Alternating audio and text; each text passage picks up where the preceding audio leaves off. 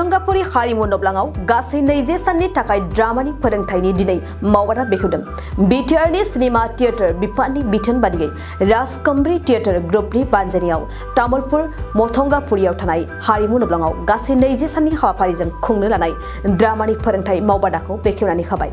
फोरोंथाय मावबादा बेखेवनाय समाव तामुलपुर दखरा दुलाराय बर' हारिमु आफादनि आफादगिरि प्रताप ब्रह्मआ बाहागो लानानै बेखेवना होयो। लोगोसे बाहागो लाबावदों गाहाय नेहाथारि विष्णु बर', मिरु बिश्वानि, फोसावदिं नेहाथारि देरहासार नार्जारि आरो एनएसडि धीराज बर'आ। बे फोरोंथाय मावबादायाव फोरोंगिरि महरै एनएसडि सानसुमा बर', फावखुंग्रि करिश्मा बर', एनएसडि धीराज बर'आ बाहागो लागोन।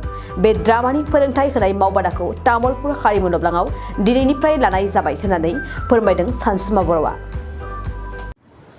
जे बिटिसि सरकारनि दैदेननायाव लोगोसेयावनो राजकुमारी थियेटार हानजा, बे हानजानि हेफाजाबाव जा माने 20 सान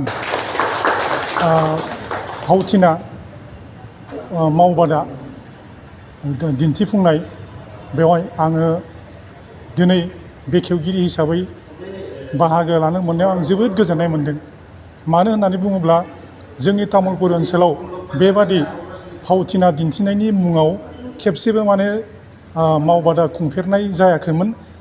बेखायनो जोङो तामुलपुर दखला दुलाराय बर' हारिमु आफादनि जानानै जोङो बे राजकुमारी थियेटार हानजानिसिम बा दैदेनगिरिनिसिम जोङो जोंनि तामुलपुर दखला दुलाराय बर' हारिमु आफादनिफ्राय जोङो रोजा रोजा साबायखर बावहरनाय जायो। आगोलाव बेफोरबायदि सोलिफेरबाय नामा? बेबादि ओरैनो फिसा फेनला बेबादि जादोंमोन। गुबुन मा होनना बुङो बेखौ, गुबुन हारिनि रावजों बेबादि जोङो जोंनि बर' रावजों बेबादि भावथिना मावबादा जोङो मोनफेरनाय जायाखैमोन। दा बेखौ लाबोनायाव नोंथाङा माबायदि थुलुंगा मोनो? आङो बिथांमोननिसिम हाजासे आंनि गोसो गोरबोनिफ्राय थुलुंगानाय होदों। मानो होननानै बुङोब्ला जिहेथु आं दहायनो बुंखाबाय जे जोंनि बे ओनसोलाव बेबादि खेबसेबो मावबादा जाफेराखैमोन।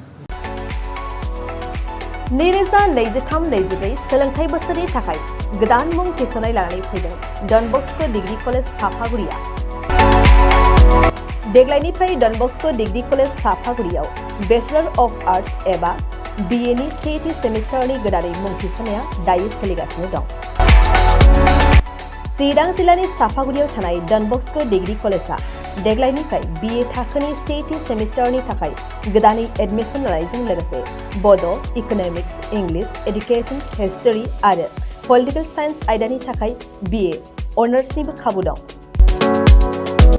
गोग्गो सोलोंथाइनि थासारिजों लोगोसेयैनो डन बस्क' डिग्री कलेज साफागुरियाव आलादा आलादायै हौवा हिन्जावनि थाखाय हस्टेलनि खाबुबो दं। जुदि फरायसाफोरा डन बस्क' डिग्री कलेज साफागुरियाव बिए सेथि सेमिस्टारनि थाखाय गोदानै एडमिसन लानायनि सायाव आबुं बाथ्राखौ मिन्थिनोब्ला नैबे मबाइल नम्बर 9365519959 आव थोंजों सुला लानो हागोन।